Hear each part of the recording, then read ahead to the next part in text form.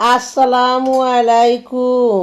মা হইল এক আজব মানুষ, নিজের কথা নাহি ভাবে। 10 মাস 10 দিনের কষ্টের কথা মা একদিনে যায় ভুলে।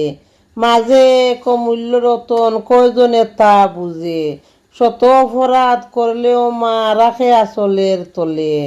প্রচুর কষ্ট করলেও মায়ে ধৈর্য ধরতে হয়, কারণ এমন মাকে কেউ কষ্ট দিও না, করছি তোমাদেরে বারণ। রাতের তারা তাকিয়ে দেখো একা একা বাসে, সত্যিকারের বন্ধু হইলে মনে খুশি লাগে।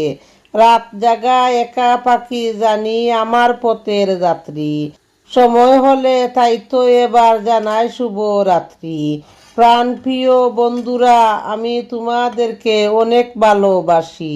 হ্যাঁ, তোমাদেরকে আমি অনেক ভালোবাসি।